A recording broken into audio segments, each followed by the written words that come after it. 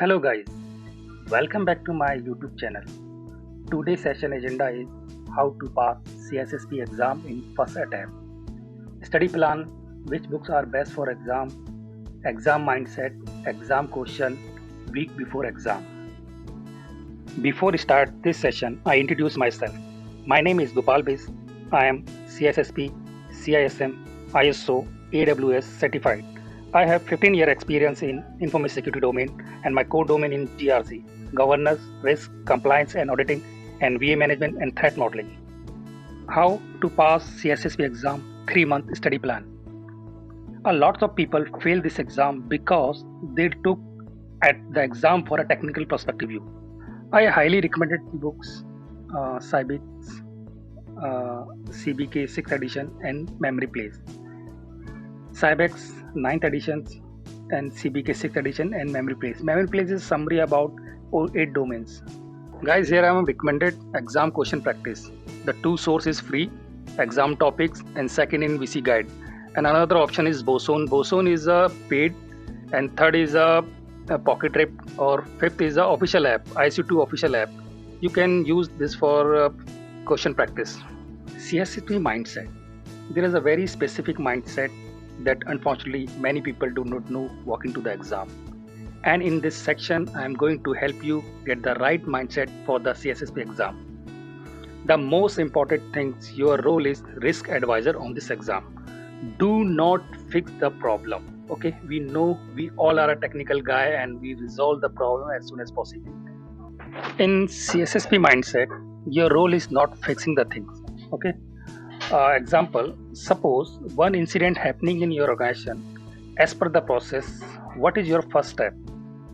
Verify the incident. Second in response. Third in report. Fourth in recovery.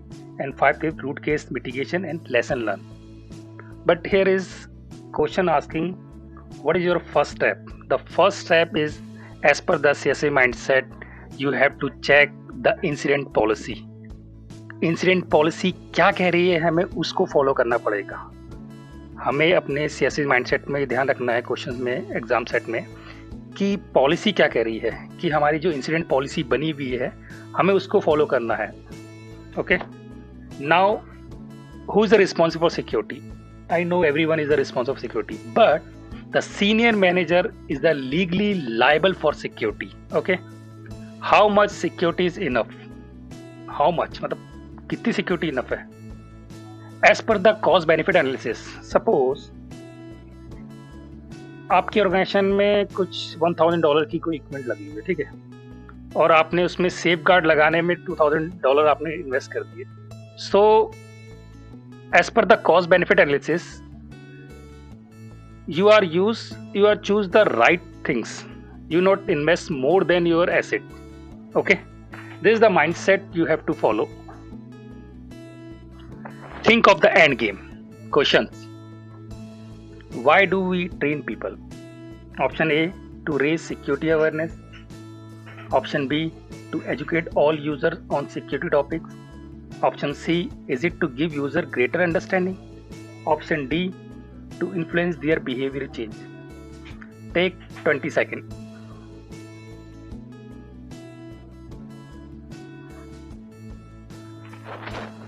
The answer is D, to influence their behavior change. Why do we train people?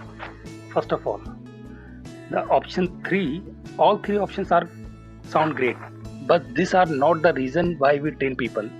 Do you know why we train the people? Because we want to modify their behavior, employee behavior as security point of view. Honestly, I am not so concerned about what users are aware of as what they do. Because remember, your company senior management are held responsible for what user do, not what they know. Therefore, raising a security awareness sound is good, but what I am really after it have may user do different things that end games. A second question, why we classify data? Option A is indicate to data sensitivity. Option B, indicate the harm if data is compromised. Option C, indicate the requirement of data availability. Option D, dictate how data is protected. 10 seconds for you. Do you know why we classify data? The question, why we classify data? Answer is D, to dictate how data is protected. First, we need to classify data and categorize the data as per the top secret, secret, confidential, and public. After categorize the data, organization can protect the data and implement security controls. Guys, I'm share you secret study tips with you. 6 secret tips. Eliminate 2 obvious wrong answer which leave you down to 50% chance. And second is always apply the golden rules. It is always people safety first. And third is do not look for in-depth answer. It's wide and inch deep exam. And fourth is when you're dealing with the negative statement, turn them out to positive statement because the human brain does not process negative statement that well. Always look for wrong answer first. You need have trained all your life to choose the right answer. Well, that too hard something, it is easier to pick something that you not belong that somebody does. In a final rules, when the question asks for most, best, and worst and least, remember there is be more one possible answers. Okay, remember there can be more than one possible answer, but there is always going to be one best answer.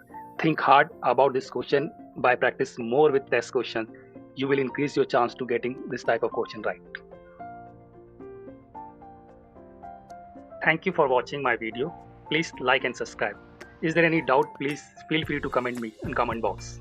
Thank you. Bye bye.